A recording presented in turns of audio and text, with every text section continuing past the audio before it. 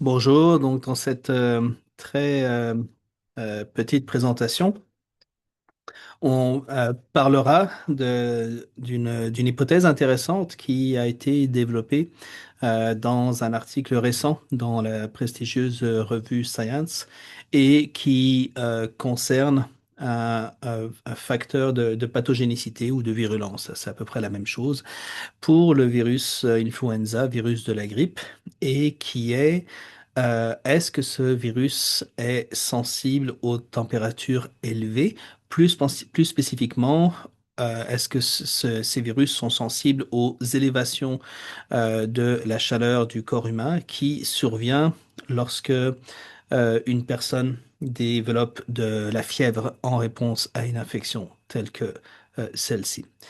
Donc, premièrement, quelle est en réalité la température moyenne pour ce qui est des voies respiratoires? Donc, euh, ici, on a les résultats d'une étude. On va seulement s'intéresser ici à la température moyenne exprimée en Celsius. On va pas s'intéresser aux autres mesures là, qui sont en fait des mesures de taux d'humidité. Donc, euh, ici, c'est une étude qui, j'imagine, a été faite dans un pays tempéré, peut-être un pays d'Europe ou aux États-Unis. Parce que je dis ça parce qu'évidemment, les résultats pourraient être un petit peu différents si on faisait la même chose dans un pays, dans un environnement beaucoup plus chaud. Euh, donc voilà. Donc pour cette étude, il a été conclu que au niveau de la voie d'entrée, donc des voies respiratoires, donc essentiellement c'est l'intérieur du nez et puis l'intérieur de la bouche, la température moyenne est de 22 degrés Celsius. Donc ça prend en compte évidemment le mouvement de l'air euh, si, puisque vous allez souffler de l'air qui va être proche de 37 degrés, la température interne normale, mais vous allez aspirer, enfin, inhaler de l'air qui va être à une température beaucoup plus basse, en tout cas si vous vous trouvez dans un pays tempéré, comme je le disais juste avant. Donc 22 degrés, c'est la température moyenne qu'ils avaient trouvée dans cette étude. Et plus on va en profondeur dans ces voies respiratoires, plus la température moyenne va être plus élevée, comme évidemment on pourrait s'y attendre, pardon. Donc vous voyez que ici, au niveau du pharynx, donc en arrière de la gorge, la température est déjà plus élevée avec une moyenne de 29 à 32 degrés. Si vous allez encore plus bas dans les voies respiratoires, donc à peu près ici, c'est-à-dire au niveau de la trachée, on a encore quelque chose, encore une fois un peu plus élevé, 32-34 degrés. Et puis, si vous descendez dans les poumons, la température là va être plus proche de ce qu'elle est dans le reste du corps, c'est-à-dire plus proche de 37 degrés Celsius. Donc ça, c'est une donnée particulière. Maintenant, l'autre donnée, c'est la constatation que les souches de virus de la grippe n'ont pas toutes le même niveau de dangerosité, c'est-à-dire de pathogénicité, loin de là. La majorité des souches de grippe saisonnière, d'influenza A, donc ça, c'est le virus de la grippe, on peut dire ordinaire, là, celui qui est le plus présent, celui qui, dans l'hémisphère nord, survient à chaque hiver.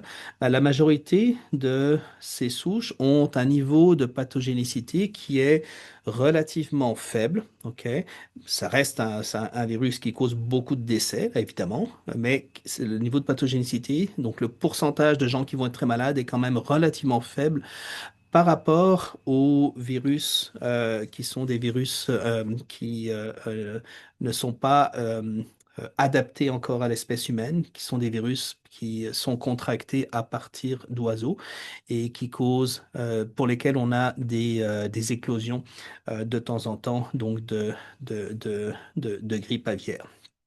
Donc, euh, euh, ces virus-là sont reconnus pour avoir une pathogénicité qui est souvent supérieure. D'ailleurs, on a eu, notamment en Chine, il y a une dizaine d'années, une éclosion de grippe aviaire qui était de sous-type H5N1, si ma mémoire est bonne, avec une pathogénicité de plus de 40%, ok, ce qui est très, très élevé.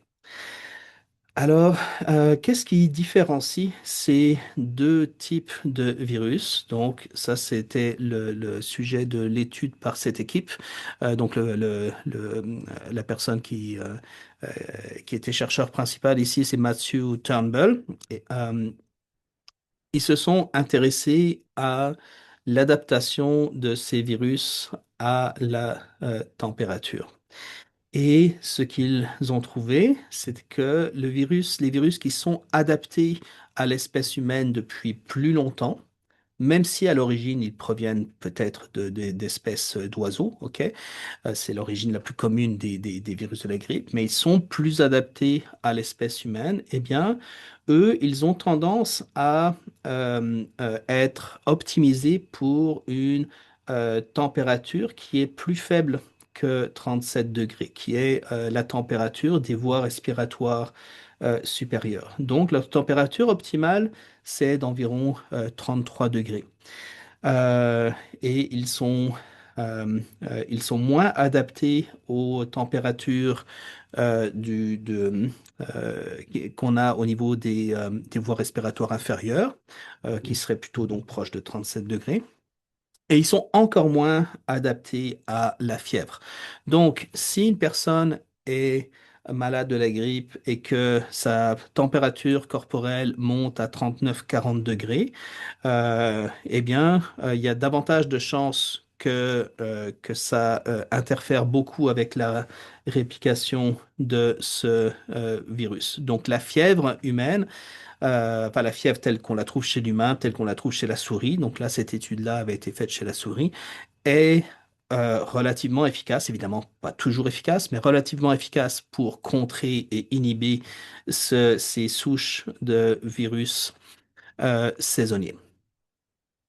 D'un autre côté, les virus qui proviennent d'espèces aviaires, donc d'espèces d'oiseaux de façon beaucoup plus récente, notamment les virus qui sont directement transmis à l'humain depuis des oiseaux, tels que ça s'est vu dans l'éclosion en Chine dont je parlais juste avant, bah, ces virus-là, ils sont en fait adaptés au système digestif des espèces aviaires parce qu'ils se répliquent beaucoup dans ce système digestif aviaire. Et donc, leur température optimale, c'est plus proche de 40-42 degrés.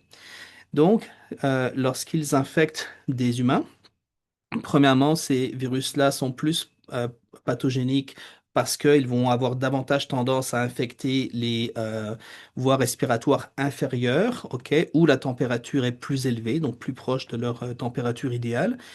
Et deuxièmement, le fait de développer de la fièvre ne va pas inhiber ces virus. En réalité, ça va peut-être même les rapprocher de leur température idéale. Donc, ce mécanisme de l'immunité qui est la fièvre, qui est très utile dans tout un tas de circonstances, ne va pas être utile pour contrecarrer les virus influenza aviaires. Et pour cette raison, en tout cas, c'est une des raisons pour lesquels ces virus seraient plus pathogéniques. Et si on va au niveau moléculaire, la protéine virale qui explique ces phénomènes de sensibilité ou de résistance aux températures élevées, c'est une protéine qui appartient à la polymérase de, de ces virus. Donc ça, c'est le complexe qui va copier le génome ARN des virus.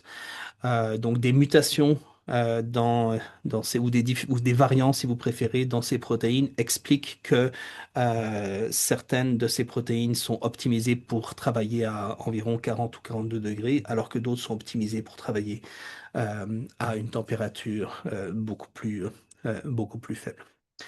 Entre parenthèses, même si c'était pas l'objet de cette étude, si vous vous demandez pourquoi est-ce que le virus ordinaire de la grippe humain, donc le virus de la grippe saisonnière, est lui plutôt adapté pour se répliquer à des températures plus basses, donc dans les voies respiratoires supérieures plutôt qu'inférieures, eh bien, c'est que ça favorise la transmission de ce virus. Lorsqu'un virus est très présent dans les voies respiratoires supérieures, ça veut dire qu'il va être davantage présent, notamment dans les gouttelettes de salive, dans les éternuements qui sont émis par une personne infectée. Donc, la transmissibilité va être beaucoup supérieure par rapport à un virus qui est plus présent dans les voies respiratoires inférieures. Et donc, évidemment, ça va favoriser ce virus. Et on a vu exactement la même évolution pour Covid-19. Donc, les premières souches de Covid-19, celles qui étaient dans les premières vagues en 2020, avaient davantage tendance à affecter les voies respiratoires inférieures, donc au niveau des poumons. Donc, il y avait plus de pathogénicité, plus de décès. Mais le taux de transmissibilité, donc le taux de contagiosité, était inférieur à ce qu'il a été plus tard pour les souches Omicron de ce virus Covid-19. Donc les souches Omicron, le virus se répliquait davantage dans les voies respiratoires supérieures, donc moins de pathogénicité, moins de risque de décès, beaucoup plus grand taux de contagion, de transmission. Euh, voilà pour ce qui est d'une illustration de l'évolution des virus respiratoires et d'explication de niveau d'une part de pathogénicité, d'autre part de contagiosité. Merci pour votre attention.